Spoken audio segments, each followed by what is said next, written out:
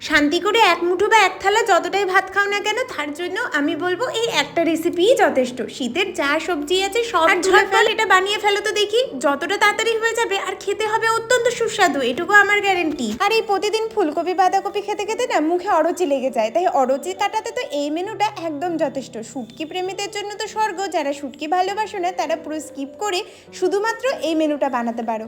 মিষ্টি কুমড়াগুলোকে ছাল সমেত নাও বা ছাল ছাড়িয়ে এরকম ডুমডুম করে কেটে নেবে।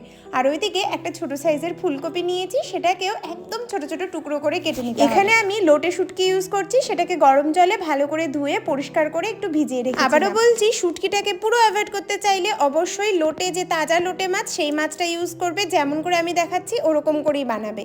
যদি মাছ না ইউজ করতে চাও তাহলেও দুর্দান্ত স্বাদ হয়, এটুকু আমার গ্যারেন্টি। যারা এতদিন ধরে আমার রেসিপি দেখছো তারা একবার আমার কথা শুনে বানিয়ে দেখো।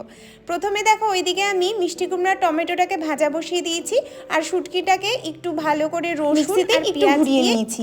এদিকে মিষ্টি কুমড়া টমেটোটাকে লাল লাল করে ভেজে তারপর নামিয়ে রাখবো। কোনো রকম লবণ বা কিছু কিন্তু এর মধ্যে দেবে না।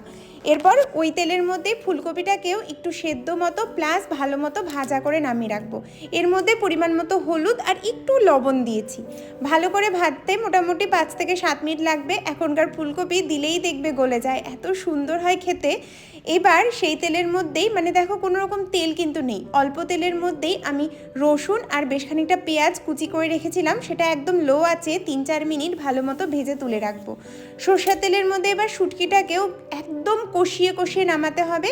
যেহেতু আমি শুটকি মাছ ইউজ করছি সেই জন্য এই প্রসেসটা করছি। তোমরা লোটে মাছ ইউজ করলে যেভাবে তোমরা লোটে মাছের কষা বানাও বা পেঁয়াজ দিয়ে ঝুড়ো বানাও, আর যদি মাছ পুরোপুরি স্কিপ করতে চাও তাহলেও দুর্দান্ত হয় খেতে, এটুকু আমি বলতে পারি।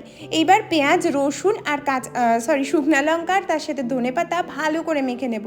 রসুনগুলোকে একটু সময় ধরে হাত দিয়ে ভালো মতো করে স্ম্যাশ করে নেবে, তাহলে খুব সুন্দর ফ্লেভার আসে। যেমনটা করে দেখাচ্ছি এমন করেই মাখবে।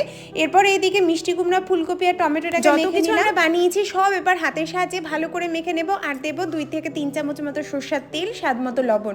ব্যাস, আমাদের ভর্তা বা মাখা যেটাই বলো না কেন একদম রেডি। যাদের রুচি নেই তারা খেয়ে দেখো, এই ঝাল ঝাল অপূর্ব লাগে।